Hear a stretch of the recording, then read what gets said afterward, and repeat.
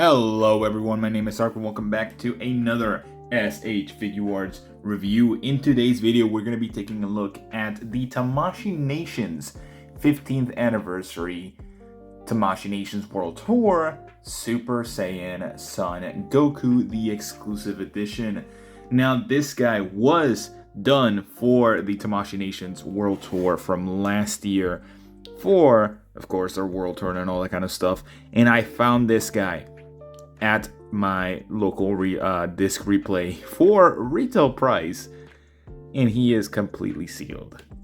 So I had to get him. My god, this was one of the greatest, if not the greatest find I could find within proximity without having to order it from a vendor online. I'm very happy about this, very excited. This box looks majestic. It is not your usual box. This is the actual sleeve for it. Very nice, very sleek, very cool. I really love the way that the figure looks already just for the box itself. And then just looking at the box is your regular standard exclusive edition packaging with the stylized figures with the cell shading and whatnot. This one is a very bright yellow, which I absolutely adore. I think it fits him very well.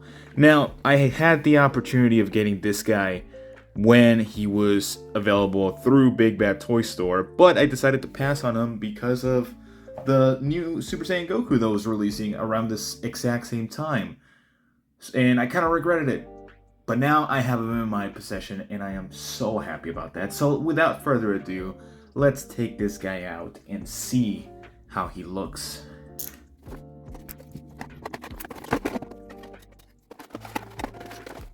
Alright, so here we have Super Saiyan Son Goku, the event exclusive, and I gotta say, he looks absolutely magnificent in my opinion. Holy hell, did they do such an amazing job recreating the previous mold that they used for the old Super Saiyan Goku. So this guy is nothing new pretty much. It's your typical 2.0 Goku that we've seen time and time again, with just some minor paint jobs and additional accessories, some differences here and there. Now, when it comes to the actual base mold of this guy, he is based on the original Super Saiyan Goku, the 2.0 model. Not the original one, but the 2.0 model that had that candy corn looking hair, which some people might like a lot more than this type of hair that he has right now, and the Super Saiyan Goku hair with the full power, beefy chest up and everything.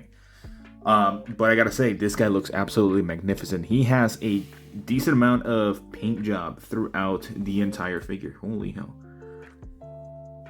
Now that's a little bit bright. Let's tone that down. There we go.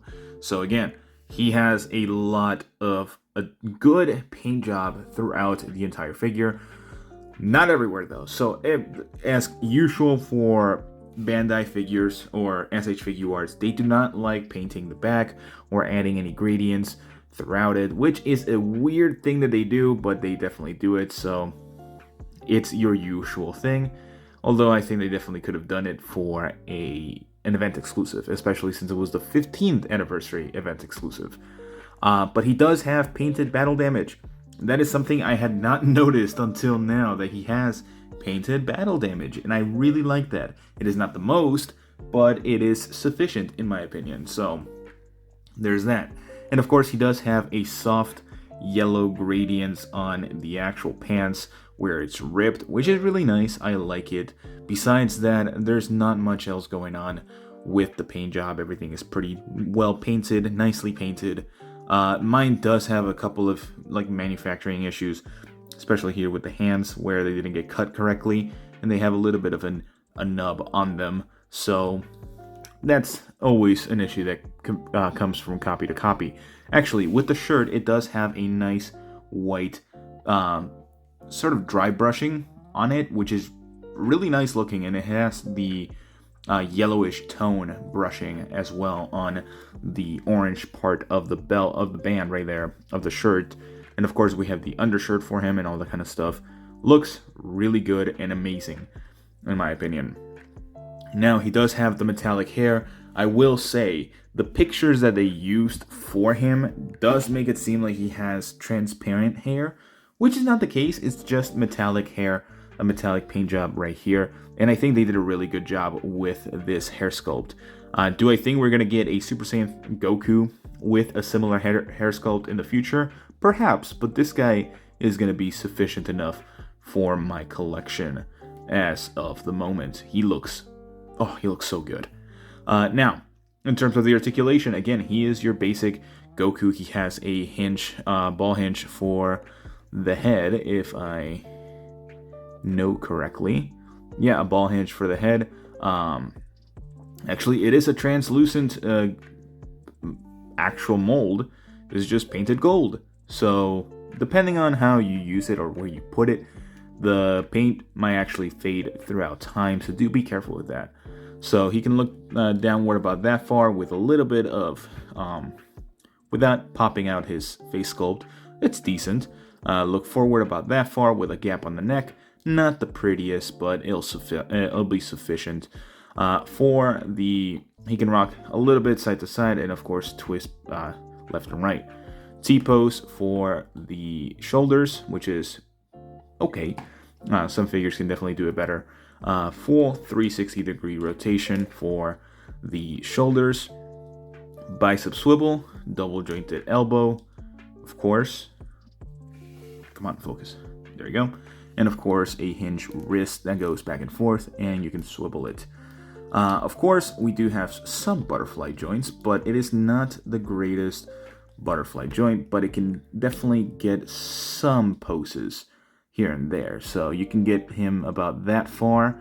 Some restrictions with the sculpt, which is what they fixed with the Super Saiyan Goku one, the 3.0 figure. Now for the torso, he can look down about that far, which is actually pretty decent. And he can look backwards about this far with a slight gap on the actual torso or the abdomen, which is not bad, so it's okay. Of course, swivel side to side, rock back and forth or side to side. Legs, he can do pretty good splits. These are the 2.0 legs, so there's nothing new about them really. He can kick forward about that far, which is pretty nice. Some restrictions with the belt and the shirts. He can kick backwards about this far, which is amazing. This is the only upside, in my opinion, about the 3.0 or the 2.0 legs mold that they have for this guy. There is a bicep swivel, a very slight one on the legs, which is actually pretty decently done. I like how it's kind of tattered and broken down, but it's inside of the actual figure. I like that. Sometimes these figures don't actually have thigh swivels, so it's a nice addition. We do have a double jointed knee for both of them, very nicely done for these two. We have no boot swivel, which sucks, but we do have an ankle swivel, ankle pivot, side to side, and forward not too much, but backwards pretty decent. So this guy again is your standard 2.0 figure, 2.0 Goku. So there isn't much new with this guy whatsoever. So yeah, there's not much else to talk about, so let's just move on to the accessories because, while being an exclusive, he kind of lacks in accessories. Alright, so the accessories for this figure are definitely not the most extravagant. They're actually pretty common for any SH Figuarts at this point or at this day and age. But he does come with sort of like the quote-unquote exclusive power-up effect or the aura effect that he has in the back, of course. And of course the swoosh effects on the sides to represent that there is more than just the background itself. So really nice inclusion. I like when they include the aura effects. Even if it's for event exclusives, I think it's more than fitting enough for figures like this. Now, in terms of face sculpts, we do have the Angry Goku face sculpt, which is very commonly used for a lot of figures, and a teeth gritting facial expression, which is really nice. Again, both of them battle damage, which chef's kiss right there. Now we do have two fighting stance hands right here. Different in terms of the posability for the fingers, but it's pretty much the exact same hand for both sides. Now, these are different. I haven't really seen these, but these are like proper Kamehameha hands based on the crunch that they have and the curl that they have for the hands. These are proper Kamehameha hands that you can definitely have like firing the blast itself. And whoops, my bad. Sorry, Goku. Now you could say these are also Kamehameha hands, but I would mostly say these are grasping hands, like where you grasp your opponent or grab them and all that kind of stuff. And of course, ki blast shooting hands. Again, your typical stuff for any modern SH Figuarts. Now, I will say I really like this guy, but I cannot bypass the things that he has, like some of the issues that he has. So going into my final thoughts, I do think this figure is good. I think what they did with this figure is very nice. Now, I don't think he was justified for his price, or at least the aftermarket price. Now, this guy originally was available during the World Tour, so they had a bunch of different copies for him. He was priced at $70. Now, $70, I do think this figure is completely worth it. At $70, you get the aura effect and the usual accessories, but a very nice coat of paint for this Goku, an updated coat of paint to say the least. But a lot of people got him through Big Bad Toy Store. Now, Big Bad Toy Store is notorious to actually put out the figures, especially exclusive ones, at a really high price. This guy was $120 on Big Bad Toy Store. And pretty much is where you're going to find them, around $120 to $140 to $150. That's pretty much the ballpark where you're going to get them at. I got this guy for $135. Do I think he was worth $135? Absolutely not.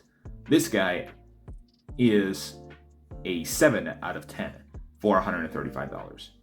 But if I would have gotten him originally at $70, I think this guy goes up to a 9 out of 10.